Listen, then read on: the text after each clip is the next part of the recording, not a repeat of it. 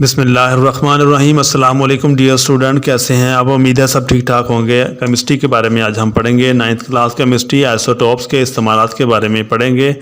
Isotopes के इस्तेमालात पहले हमने पढ़ा था आइसोटोप्स क्या होते हैं, और आइसोटोप्स कार्बन के हमने पढ़े, फिर हाइड्रोजन, ऑक्सीजन और कार्बन के और यूरेनियम के आइसोटोप्स के बारे में हमने पढ़ा था। और आइसोटोप्स के इस्तेमालात आज हम पढ़ेंगे। आइसोटोप्स कहाँ कहाँ पर इस्तेमाल होते हैं, आइसोटोप्स के इस्तेमालात बयान करें। हमारा सवाल है आइसोटोप्स के इस्तेमाल बयान करें। तो आइसोटोप्स बहुत सारे मेडिसिन के शोबे में इस्तेमाल हो रहे हैं। साइंसी अलूम की तरक्की के साथ हमारी ज़िंदगियों में आइसोटोप्स का इस्तेमाल बहुत ज़्यादा हो गया है। बड़े बड़े शोबे जिनमें आइसोटोप्स का वसीह तार इस्तेमाल होता है वो दर्ज झैल हैं। रेडियोथेरेपी यानी कैंसर का इलाज, रेडियोथेरेपी। और रेडियोथेरेपी का मतलब है रेडिएशन के ज़रिए कैंसर का इलाज करना, यानी जो कैंसर स्पॉट होते हैं जहाँ पर कैंसर होता है वहाँ पर रेडिएशंस को मारा जाता है, और रेडिएशन के लगाने से वो जो कैंसर का पार्ट होता है उसको डैमेज कर दिया जाता है, जिससे कैंसर का इलाज किया जाता है। तो इसको रेडियोथेरेपी कहते हैं। रेडिएशन के ज़रिए कैंसर का इलाज करना रेडियोथेरेपी कहलाता है। तो रेडियोथेरेपी से यानी कैंसर का इलाज, इसमें आइसोटोप्स इस्तेमाल होते हैं। स्किन कैंसर के इलाज के लिए मुख्तलिफ एलिमेंट्स के आइसोटोप्स जैसा कि फास्फोरस 32 यानी P32, इसे फास्फोरस 32 भी कहते हैं, और P32 मौजूद, और स्ट्रोंशियम 90 यानी SR90 और P32 इस्तेमाल किए जाते हैं, क्योंकि वो कम सरायत करने वाली बीटा रेडिएशन खारिज करते हैं। यानी स्किन कैंसर के इलाज के लिए स्किन जिस्म के बिल्कुल ऊपर वाली जो तह होती है उसको स्किन कहते हैं। सबसे ऊपर वाली जो हमारी तह है, जिल्द के ऊपर वाला हिस्सा, उसको स्किन कहते हैं। जिल्द को स्किन कहते हैं। स्किन कैंसर के इलाज के लिए मुख्तलिफ एलिमेंट्स के आइसोटोप जैसा कि P32 और स्ट्रोंशियम 90 इस्तेमाल किए जाते हैं, यानी SR90 और P32 इस्तेमाल किए जाते हैं, क्योंकि वो कम सरायत करने वाली बीटा रेडिएशन खारिज करते हैं। यानी P32 और SR90 से जो रेडिएशन खारिज होती हैं वो कम सरायत करने वाली होती हैं और बीटा रेडिएशन खारिज करती हैं, इसलिए उसको स्किन कैंसर के इलाज के लिए इस्तेमाल किया जाता है। अब जिस्म के अंदर के मौजूद कैंसर पर असरअंदाज होने के लिए कोबाल्ट 60 यानी CO60 या कोबाल्ट 60 आइसोटोप इस्तेमाल किया जाता है, क्योंकि वो बहुत ज़्यादा सरायत करने वाली गैमा रेडिएशन खारिज करता है। तो जिस्म यानी स्किन के लिए, स्किन कैंसर के इलाज के लिए जो P32 और स्ट्रोंशियम SR90 इस्तेमाल किया जाता है, जबकि जिस्म के अंदर अगर कैंसर हो तो उसका इलाज करने के लिए कोबाल्ट 60 यानी CO60 का आइसोटोप इस्तेमाल किया जाता है। तो ये थे रेडियोथेरेपी में आइसोटोप्स का इस्तेमाल, के रेडियोथेरेपी में कौन कौन से आइसोटोप इस्तेमाल होते हैं। तो स्किन कैंसर के इलाज के लिए कौन सा P32 और SR90 इस्तेमाल होता है, जबकि जिस्म के अंदर का कैंसर हो तो उसके ऊपर असरअंदाज होने के लिए, उसका इलाज करने के लिए कोबाल्ट 60 का आइसोटोप इस्तेमाल किया जाता है। तो ये थे रेडियोथेरेपी और कैंसर का इलाज, एक इस्तेमाल हमने पढ़ लिया इसका। अब सेकंड पढ़ते हैं तशखीस और दवा के लिए ट्रेसर। तशखीस और दवा के लिए ट्रेसर ये हम पढ़ते हैं। मेडिसिन के शोबे में इंसानी जिस्म में मौजूद ट्यूमर की मौजूदगी की तशखीस के लिए रेडियो एक्टिव आइसोटोप्स ट्रेसर के तौर पर इस्तेमाल किए जाते हैं। यानी इंसानी जिस्म में जो ट्यूमर्स हैं उनकी मौजूदगी की तशखीस के लिए क्या करते हैं, रेडियो एक्टिव आइसोटोप्स ट्रेसर के तौर पर इस्तेमाल किए जाते हैं। ट्रेसर का मतलब है उसको खोज लगाना, ये कहाँ पर कोई ट्यूमर मौजूद है तो उसको ट्रेसर कहते हैं। थायराइड ग्लैंड में गोइटर की तशखीस के लिए आयोडीन I-131 के आइसोटोप इस्तेमाल किए जाते हैं। थायराइड ग्लैंड यानी जो हमारा गला है, गले में मौजूद ग्लैंड्स होते हैं जिसको थायराइड ग्लैंड कहते हैं। गले के अंदर उभरी हुई जगह नज़र आती है, हाथ के साथ अगर हम टच करते हैं तो ग्लैंड्स हमें थायराइड ग्लैंड्स नज़र आते हैं, महसूस होते हैं, उभरे हुए ग्लैंड्स मौजूद महसूस होते हैं। उनमें ग्वाइटर का मतलब है गर्दन का सूज जाना, गर्दन का बहुत ज़्यादा मोटा हो जाना ग्वाइटर कहलाता है। तो ये आयोडीन की कमी से होने वाली एक बीमारी है जिसको ग्वाइटर कहते हैं। और ये थायराइड ग्लैंड में जो ग्वाइटर की तशखीस है उसके लिए आयोडीन I-131 के आइसोटोप्स इस्तेमाल किए जाते हैं। इस तरह हड्डी की नशोनुमा का मायना करने के लिए टेक्नेटियम इस्तेमाल किया जाता है। हड्डी की नशोनुमा का मायना करने के लिए टेक्नेटियम उसका आइसोटोप्स इस्तेमाल किए जाते हैं।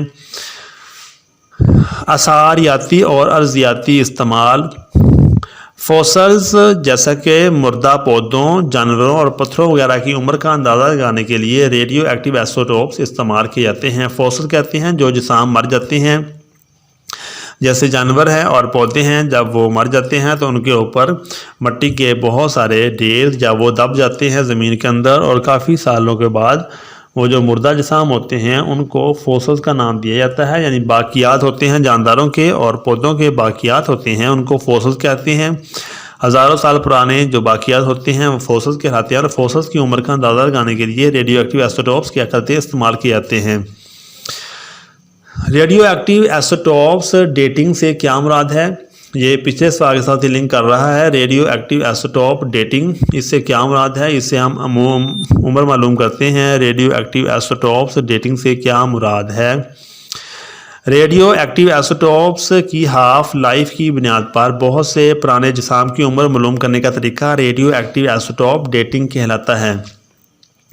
रेडियो एक्टिव आइसोटोप्स की हाफ लाइफ की बुनियाद पर बहुत पुराने जिसाम की उम्र मालूम करने का तरीका रेडियो एक्टिव आइसोटोप डेटिंग कहलाता है। तो ये बहुत ही मशहूर सवाल है, रेडियो एक्टिव आइसोटोप डेटिंग से क्या मुराद है, पेपर में बहुत दफ़ा आ जाता है ये, तो इसको अच्छी तरह से याद करना है। रेडियो एक्टिव आइसोटोप डेटिंग या रेडियो एक्टिव आइसोटोप्स की हाफ लाइफ की बुनियाद पर बहुत पुराने जिसाम की उम्र मालूम करने का तरीका रेडियो एक्टिव आइसोटोप्स डेटिंग कहलाता है।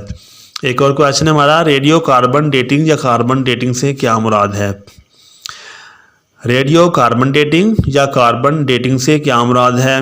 कार्बन पर मुश्तमिल पुराने जिसाम मसलन फॉसल्स की उम्र मालूम करने का अहम तरीका रेडियो कार्बन डेटिंग या कार्बन डेटिंग कहलाता है, जो कि इन फॉसल्स में कार्बन 14 की रेडियो एक्टिविटी की पैमाइश पर मुनहसर होता है। कार्बन पर मुश्तमिल जो पुराने जिसाम हैं जिनको फॉसल्स कहते हैं, फॉसल्स की उम्र मालूम करने का अहम तरीका रेडियो कार्बन डेटिंग या कार्बन डेटिंग कहलाता है, जो कि इन फॉसल्स में कार्बन 14, C14 या कार्बन 14 की रेडियो एक्टिविटी की पैमाइश पर मुनहसर है। तो ये था रेडियो एक्टिव आइसोटोप डेटिंग और रेडियो कार्बन डेटिंग, तो ये बहुत ही मशहूर सवाल हैं। अब हम पढ़ते हैं केमिकल रिएक्शंस और साख्त मालूम करना। केमिकल रिएक्शन में रिएक्शन के दौरान रेडियो एक्टिव एलिमेंट का ताक़ुब करने के लिए और इस रिएक्शन के नतीजे में बनने वाले कंपाउंड की साख्त मालूम करने के लिए रेडियो आइसोटोप्स इस्तेमाल किए जाते हैं। मसलन CO2 को लेबल करने के लिए C14 इस्तेमाल किया जाता है। जैसा कि फोटोसिंथेसिस के अमल में ग्लूकोज बनाने के लिए पौधे कार्बन डाइऑक्साइड इस्तेमाल करते हैं, ग्लूकोज बनने के अमल तक कार्बन 14 की पोजीशन को चेक किया जाता है। केमिकल रिएक्शन में रिएक्शन के दौरान रेडियो एक्टिव एलिमेंट का ताक़ुब करने के लिए इस रिएक्शन के नतीजे में बनने वाले कंपाउंड की साख्त मालूम करने के लिए रेडियो आइसोटोप्स इस्तेमाल किए जाते हैं। मसलन CO2 को लेबल करने के लिए C14 इस्तेमाल किया जाता है। जैसा कि फोटोसिंथेसिस के अमल में ग्लूकोज बनाने के लिए पौधे CO2 इस्तेमाल करते हैं और ग्लूकोज बनने के अमल तक C14 की पोजीशन को चेक किया जाता है। तो यह था केमिकल रिएक्शन और साख्त मालूम करना, ये भी आइसोटोप्स का इस्तेमाल है। पावर जनरेशन में इसका जो इस्तेमाल है वो यूरेनियम है। न्यूक्लियर रिएक्टर में कंट्रोल्ड न्यूक्लियर फिशन रिएक्शन के जरिए बिजली पैदा करने के लिए रेडियो एक्टिव आइसोटोप इस्तेमाल किए जाते हैं। न्यूक्लियर रिएक्टर ये वो जगह है जहाँ पर बिजली पैदा की जाती है। न्यूक्लियर रिएक्टर होते हैं जहाँ पर न्यूक्लियस को तोड़ा जाता है और बहुत ज़्यादा मकदार में हीट पैदा होती है, एनर्जी पैदा होती है, उनको न्यूक्लियर रिएक्टर कहते हैं। न्यूक्लियर रिएक्टर में कंट्रोल्ड न्यूक्लियर फिशन यानी न्यूक्लियर फिशन, न्यूक्लियस का टूटना न्यूक्लियर फिशन कहलाता है। न्यूक्लियस को तोड़ा जाता है, तो कंट्रोल का मतलब है कि उसमें से जो हीट है वो ज़ाया नहीं होती। कंट्रोल न्यूक्लियर फिशन रिएक्शन के जरिए बिजली पैदा करने के लिए रेडियो एक्टिव आइसोटोप्स इस्तेमाल किए जाते हैं। मसलन जब यूरेनियम 235 पर सुस्त रफ्तार न्यूट्रॉन्स की बौछार की जाती है तो यूरेनियम का न्यूक्लियस बेरियम 139 और क्रिप्टॉन 94 और 3 न्यूट्रॉन्स पैदा करने के लिए टूट जाता है। इससे तवानाई की बहुत बड़ी मकदार खारिज होती है। जब यूरेनियम 235 पर सुस्त रफ्तार न्यूट्रॉन्स की बौछार की जाती है तो यूरेनियम का न्यूक्लियस ये बेरियम 139 और क्रिप्टॉन 94 और 3 न्यूट्रॉन्स पैदा करने के लिए टूट जाता है। इससे तवानाई की बहुत बड़ी मकदार खारिज होती है, जिसको हम मसावात से ये इस तरह ज़ाहिर कर सकते हैं। यूरेनियम 92 235 प्लस 1 न्यूट्रॉन, एक न्यूट्रॉन जब उसके ऊपर गिराया जाता है तो जो यूरेनियम है वो टूट जाता है बेरियम 56 और 139 और plus krypton 36 94 plus 3 neutrons plus तवानाई की बहुत ज़्यादा मकदार। तो ये यूरेनियम के टूटने की मसावात है। यूरेनियम 92 235 प्लस 1 न्यूट्रॉन जब उससे टकराता है तो यूरेनियम टूट जाता है बेरियम 139 और क्रिप्टॉन 94 प्लस 3 न्यूट्रॉन और बहुत सारी तवानाई खारिज होती है। बहुत ज़्यादा मकदार में खारिज होने वाली तवानाई बॉयलर्स में पानी को भाप में तब्दील करने के लिए इस्तेमाल की जाती है। फिर भाप बिजली पैदा करने के लिए टर्बाइनों को चलाती है। किसी कौम की तरक्की के लिए तवानाई का ये पूरा अमल इस्तेमाल है। तो ये था पावर जनरेशन में आइसोटोप्स का इस्तेमाल। तो ये था हमारा आज का सबक जो हमने पढ़ा है। इसमें हमने आइसोटोप्स के इस्तेमाल पढ़े, रेडियोथेरेपी में कैसे इसको इस्तेमाल किया जाता है, रेडियोथेरेपी। इसके बाद हमने फिर तशखीस और दवा के लिए ट्रेसर, आसारियाती और अर्जियाती इस्तेमालात, हमने रेडियो आइसोटोप डेटिंग और रेडियो कार्बन डेटिंग के बारे में पढ़ा, केमिकल रिएक्शन की साख्त मालूम करना और पावर जनरेशन में इस्तेमाल। उम्मीद है जो हमने आज पढ़ा है आपको समझ आ गया होगा। ये बहुत ही इम्पोर्टेंट टॉपिक था। मज़ीद वीडियो देखने के लिए हमारे चैनल को सब्सक्राइब कर लें। हम इंशाल्लाह नई वीडियो के साथ आपके लिए नई वीडियो बनाते रहेंगे। हमारे चैनल को सब्सक्राइब कर लें। तब तक के लिए इजाज़त दीजिए। अल्लाह हाफिज़।